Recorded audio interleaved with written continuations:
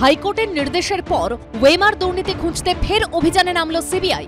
মঙ্গলবার দক্ষিণ কলকাতার সাদার্ন অ্যাভিনিউয়ে এস বসু রায় অ্যান্ড কোম্পানির অফিসে তল্লাশি চালালেন সিবিআই এর অফিসাররা। এর আগেও এই অফিসে তল্লাশি চালিয়েছেন কেন্দ্রীয় গোয়েন্দারা। এসএসসির নিয়োগ দুর্নীতির ক্ষেত্রে যেমন নাম জড়িয়েছে ওয়েমার শিট মূল্যায়নকারী সংস্থা নাইসার, ঠিক তেমনি প্রাথমিকে নিয়োগ দুর্নীতির মামলাতেও স্ক্যানারে রয়েছে S Basu Roy and company. CBI সূত্রে দাবি, S Basu Roy and company মূলত একটি চার্টার্ড অ্যাকাউন্টেন্ট ফার্ম। এর আগে কখনো তারা ওয়েমার শিট মূল্যায়ন করেনি।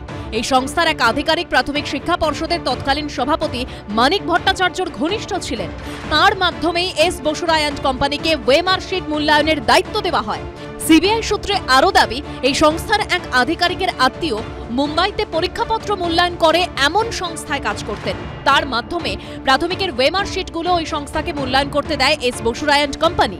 তারা সঠিকভাবেই মূল্যায়ন করেছিল, কিন্তু সেই ফল এখানে আসার পর তা বদলে ফেলা হয়।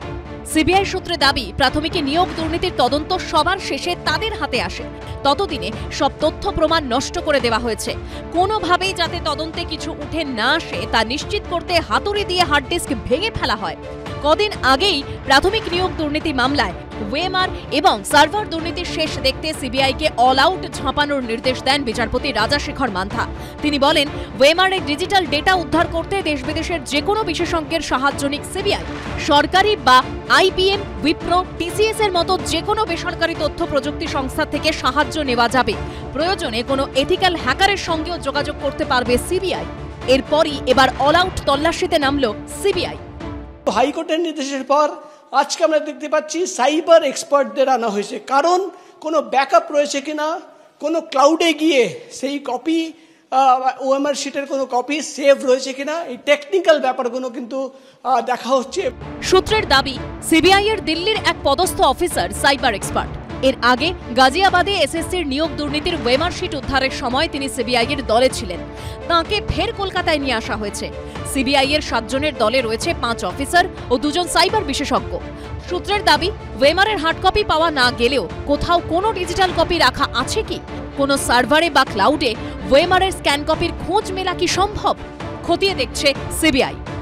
এই দুর্নীতি যদি মূলোচ্ছেদ করতে হয়, বিচারপতির নির্দেশকে পুরোপুরি কার্যকর করতে হবে এবং সিবিআই বিচারপতির নির্দেশকে কার্যকর করতে যে এত দ্রুততার সাথে সাইবার যে সমস্ত ইঞ্জিনিয়ার আছে তাদের মতামত নেওয়ার জন্য যে অবিলম্বে যে প্রচেষ্টা শুরু করেছে তা অত্যন্ত সফল দিক বলে আমি মনে করি।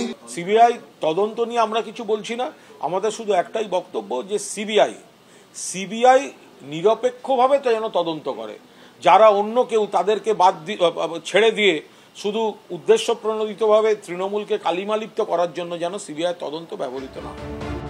2014 পর 2017 টেটের ওয়েমার শিট নষ্ট নিয়ে হাইকোর্টে এক মামলাকারী দাবি করেছেন, প্রাথমিক শিক্ষা পর্ষদের অভ্যন্তরীণ সভায় উল্লেখ রয়েছে 2017 টেটের ওয়েমার নষ্ট করার সিদ্ধান্ত একাই নিয়েছিলেন তৎকালীন পর্ষদ সভাপতি ও তৃণমূল বিধায়ক মানিক ভট্টাচার্য। বেআইনিভাবেই সিদ্ধান্ত নেওয়া হয়েছিল। এরপরে ওই সভার প্রস্তাবনার প্রতিলিপি পেশ করার নির্দেশ দিয়েছেন বিচারপতি রাজাশেখর মান্থা। প্রকাশ সিনহা, সৌভিক মজুমদার ও দীপক ঘোষের রিপোর্ট, এবিপি আনন্দ।